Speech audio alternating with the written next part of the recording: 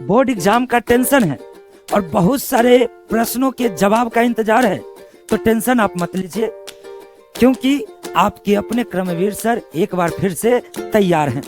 मेरे प्यारे बच्चों, 90% बच्चा ये सारे मिस्टेक करते हैं और बिहार बोर्ड के एग्जाम में अपना नंबर कम कर लेते हैं। आज मैं आप सबको एक एक रीजन बारीकी से फुल डिटेल में समझाऊंगा कि क्यों बच्चे का नंबर कट जाता है और बच्चे का नंबर कम क्यों आता है। तो आइए, सबसे पहला पॉइंट है नियमित नहीं होना, नियमित पढ़ाई ना करना।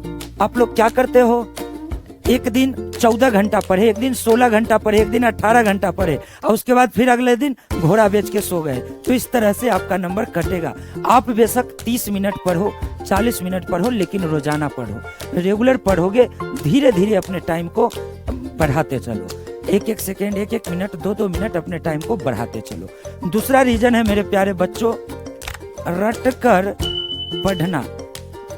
आप लोग क्या करते हो, कोई भी एक परिभाषा होता है, जैसे मान लो गणित में आपको परिमेय संख्या याद करना है, आप एक लाइन में लिखते हो परिमेय संख्या जो पी बटा क्यू के रूप में हो, ऐसा संख्या जो पी बटा क्यू के रूप में, इस तरह से आप रटते हो। कोई भी चीज को रटो नहीं, प्यार से बारीकी से उस चीज को समझो और समझने के बाद उसको बार बार लिखो। जब एक ही चीज को बार बार लिखोगे वो अच्छे से समझ में आ जाएगा, अच्छे से दिमाग में स्टोर होगा और लंबे समय तक रुका हुआ रहेगा। तो इसलिए प्रत्येक चीज को बार बार लिखो, रट कर नहीं पढ़ो। तीसरा रीजन है मेरे प्यारे बच्चों, लिखावट साफ न होना, लिखावट साफ न होना।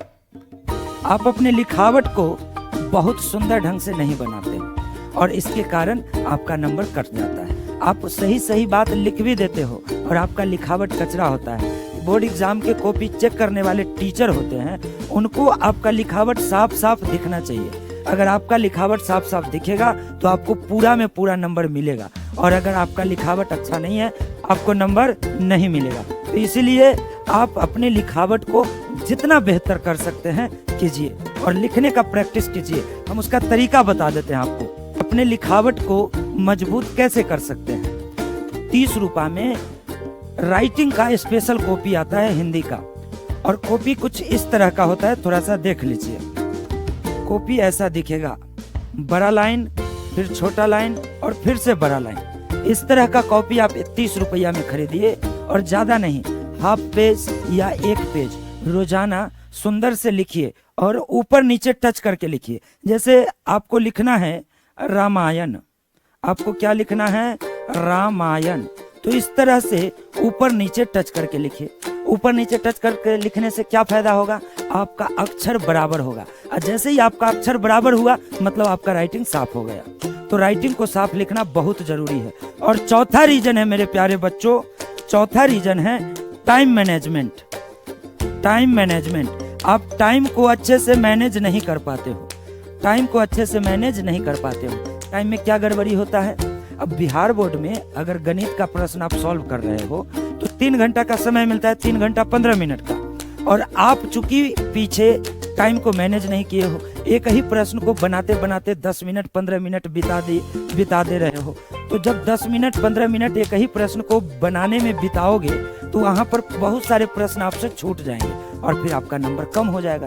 तो टाइम को मैनेज करना बहुत जरूरी है कि आप प्रत्येक दिन जब आप प्रश्न सॉल्व कर रहे होते हैं तो उस समय टाइमर लगाइए और टाइमर लगा करके चेक कीजिए कि आप कितने देर में प्रश्न को सॉल्व कर रहे हैं, और प्रत्येक बार जब आप प्रश्न को सॉल्व करते हैं तो अपने टाइम को कमाने का प्रयास कीजिए। जितना कम टाइम में आप बेहतर से बेहतर साफ लिखावट के द्वारा अपने आंसर को लिखें, फिर आपको अच्छा नंबर आसानी से मिल जाएगा। और 5वां एवं अंतिम पॉइंट है प्रैक्टिस की कमी।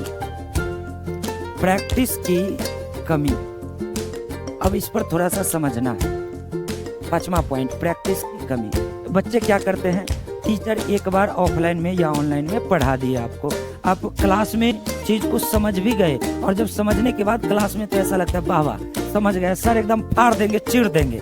जैसे ही क्लास से बाहर निकलते हैं पता चलता है कि बस सब कुछ दिमाग से बाहर हो गया। तो वो ऐसा क्यों होता है, क्योंकि आपने उस चीज का प्रैक्टिस बेहतर ढंग से नहीं किया। जब आप कभी भी ऑनलाइन या ऑफलाइन क्लास में कोई भी चीज को पढ़ते हो, घर पर जाकर के उस चीज का बेहतर ढंग से प्रैक्टिस करना बहुत जरूरी है। एक ही चीज को बार बार लिखना, एक ही चीज को बार बार लिखना।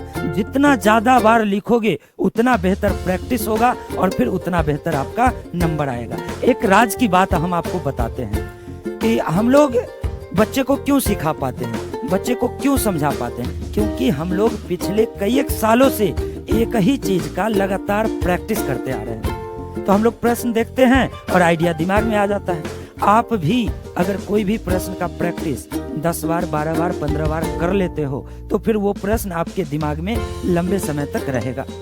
तो आप प्रैक्टिस बेहतर ढंग से कीजिए। 5 पॉइंट एक बार फिर से शॉर्ट में समझिए। नियमित पढ़ाई कीजिए, बेशक 30 मिनट ही सही, लेकिन रोजाना पढ़िए। अपने लिखावट को एकदम साफ कीजिए। उसके बाद अपने टाइम को मैनेज कीजिए कि कौन प्रश्न कितना मिनट में बन रहा है और उस टाइमिंग को थोड़ा थोड़ा कमाते जाइए। उसके बाद बताए प्रैक्टिस, रेगुलर प्रैक्टिस करना बहुत जरूरी है। और फिर अंत में आपको बताए एक चीज कि लिखावट का साफ होना, लिखावट को बहुत साफ करना बहुत जरूरी है। और लिखावट साफ कैसे करेंगे वो चीज हम बता चुके हैं। तो खैर, ये वीडियो से आप क्या सीखे कमेंट करके बताइए। और कहीं से भी आप study hack classes official YouTube channel को देख रहे हैं तो इसको सब्सक्राइब कीजिए, अपने दोस्तों भाई बहनों के साथ में इसको शेयर कीजिए ताकि ज़्यादा से ज़्यादा बच्चे वीडियो देखें और अपने फ्यूचर को बेहतर बना सके। फिर मिलते हैं अगले क्लास में, आज के लिए इतना ही।